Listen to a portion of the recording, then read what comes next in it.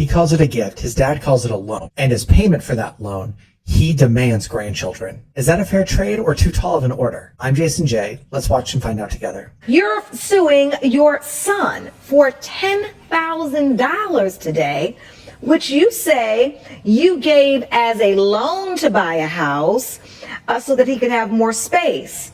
And you say he did not handle that money appropriately. Is that correct? Yes, Your Honor. I gave my son Timothy the $10,000 when he and his wife announced they would be moving east to start their new careers there. The agreement was he was going to be able to use the money for a down payment to get a bigger house, which would have enough space so that Andrea, beautiful wife, and I would be able to visit our grandchildren that we expected to be arriving Were in the they future. expected to pay it back?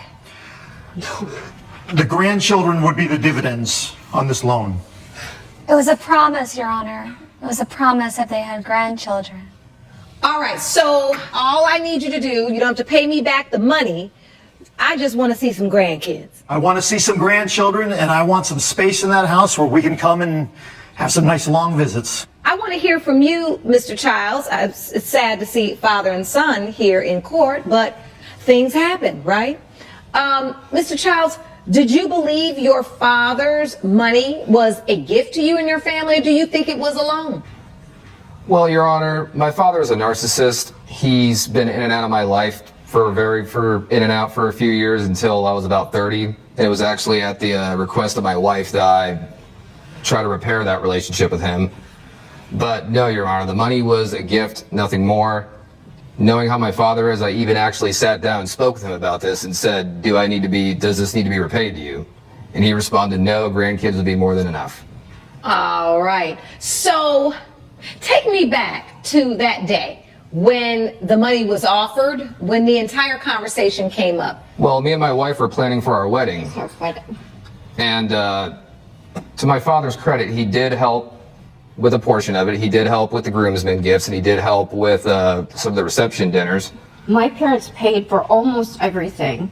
And you know, his gift was generous, but we both felt that it was just something, since he hadn't been in Tim's life until he was 30, we both felt it was just something he was doing to try to control the situation and also to try and prove himself. Now he's a good father, he's giving all this money, you know, now he can live, he's just the same as my family. So was this money during the wedding to help you all with the wedding, or was this a wedding gift that was given to you at your wedding, or was this money that you received from him after the wedding was over? It was before the wedding, Your Honor. Ah. And did he pay any additional costs associated with the wedding besides this $10,000? Did he pay for anything? Outside the groomsmen gifts and the reception dinner, no. Everything is changed now, but back in the olden days when I was younger, the groom's family paid for the liquor, the transportation, reception. Is that it?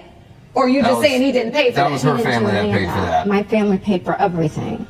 Okay, and look, things have changed now. I'm just saying back in the day there were certain responsibilities of the groom's family. So we didn't do it the traditional way, but before the wedding, you got this $10,000. Yes. And so you agree, Mr. Child's dad, that this was given to your son and his soon-to-be and now wife before their wedding.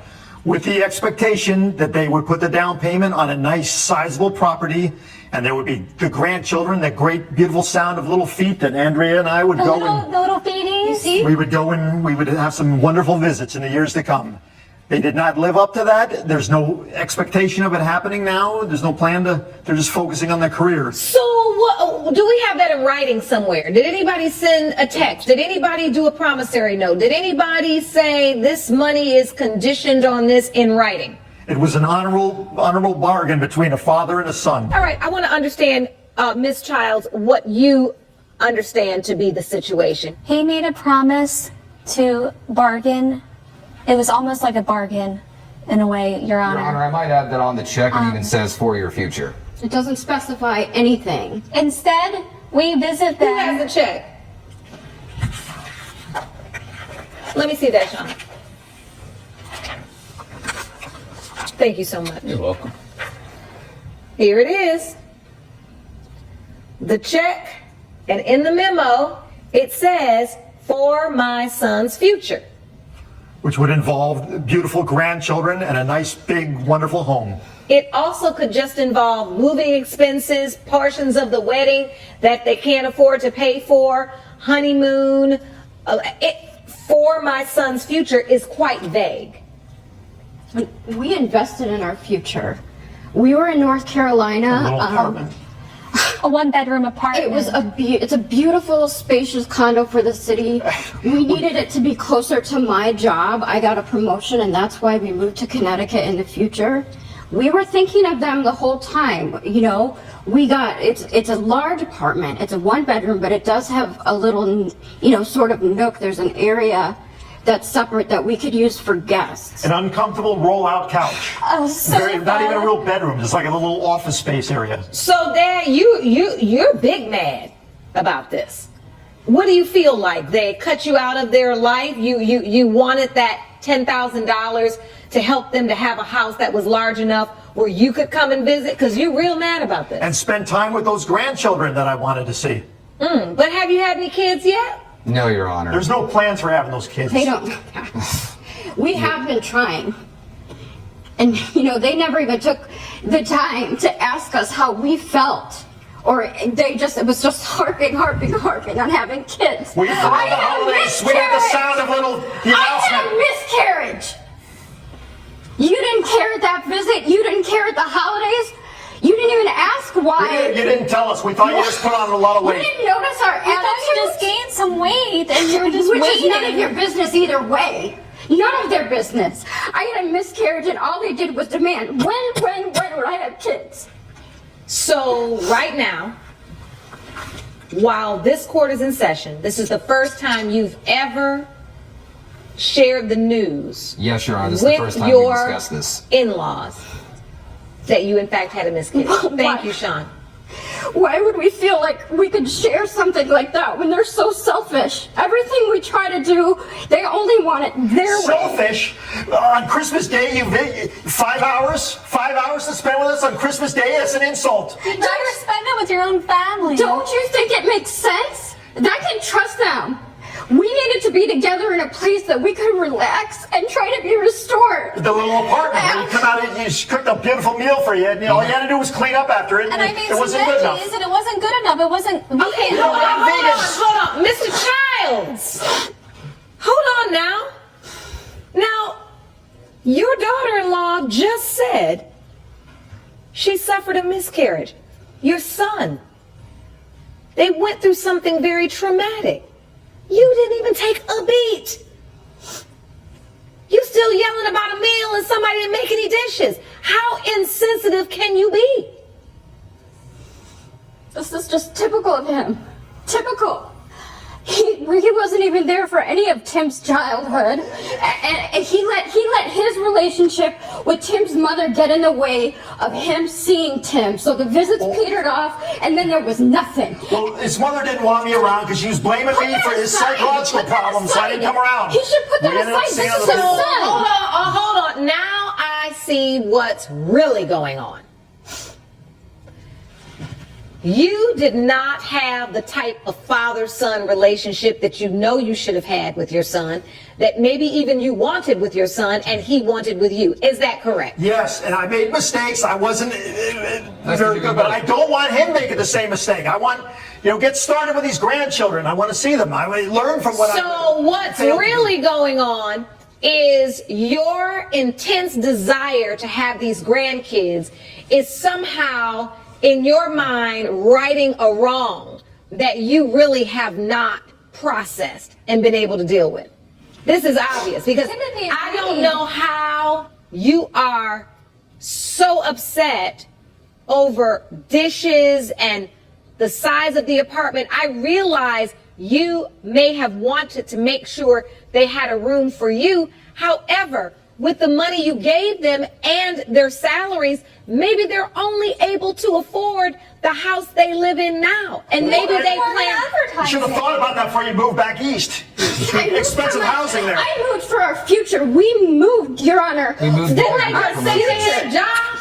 We both got promoted. I That's got why my we dream moved. job in advertising as a head of a major nationwide She could company. easily afford to have kids. So obviously we have a few things going on in this case. The first of which is whether or not a verbal agreement is going to hold up. Is this a gift or is it a loan? It sounds to me like it was a gift. So far, I haven't heard anything to suggest that this was a loan that required anything to be paid back in the future. The fact that he's trying to say that grandchildren and his demand of grandchildren would count toward paying back the loan. No, I don't think that flies with me. I don't think it's going to fly with this judge either. Children are not how you pay back a loan. That's ridiculous. This guy is insane. And simultaneously, his wife isn't even paying attention to what his son and wife are saying about their problems with having kids and the goal to have children, but obviously they're running into some complications. And that's really difficult and should be considered a barrier to pay back your loan. Yeah, that's ridiculous. I was skeptical at first. Whenever the term narcissist is thrown around, I always kind of have a bit of an eye roll response to that. But now that this case is playing out, I can see it. I'm kind of agreeing with them about that. And no matter how this one ends, I don't think you're coming to my house for Christmas anymore. I think we might be done. You dragged me to court over a gift. I think we spent our last holiday together. But that's just me. So let's see how this ends. Miss Childs, how can you be that insensitive to say that they need to try harder after you heard she suffered a miscarriage? Why would they move into a one-bedroom apartment, Your Honor, instead of a house? Why are you talking like a robot when people are talking about real issues? It's a roll-out couch hurt my back. Why? Why are you all worried about a roll-out couch when your children have suffered a damaging traumatic loss? I want an answer to that question. Don't talk to me about the roll-out bed again. Why? Why are you not addressing that? Why have you not said anything? I just... Oh, I'm sorry, Your Honor. I'm sorry that No, they're don't so apologize to me. insensitive. Mr. and Ms. Childs, I'm extremely sorry for your loss. Thank you. That is not easy. That is not something you just get over. And I feel really sorry for you that the parents who attempted, I think, to support you by giving you money don't understand that there are things in this life that far outweigh money. And that's life. And the loss of life in that way is extremely, extremely traumatic. So I want to offer you my deepest condolences. Thank and I'm you. sorry for your loss.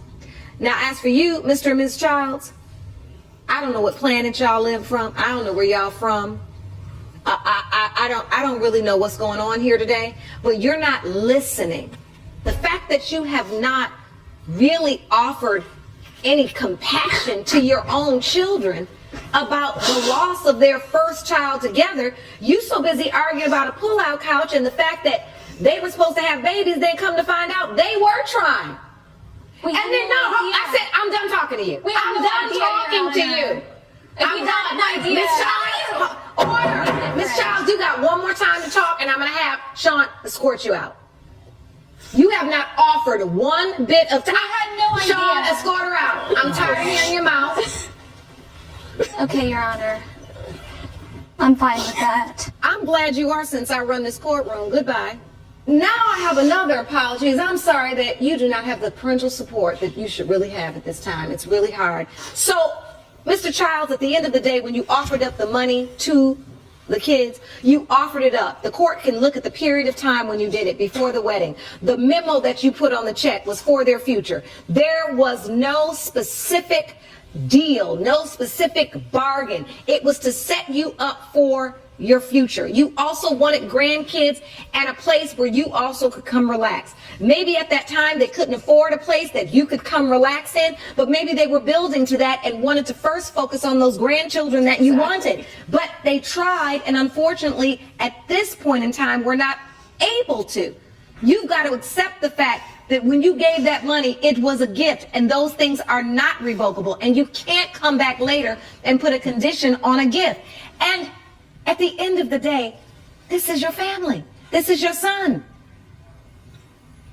You just scowling all day. You just been mad for the last 20 minutes. Your father may need more time to understand what it means to be a father, what it means to support. That doesn't just happen overnight.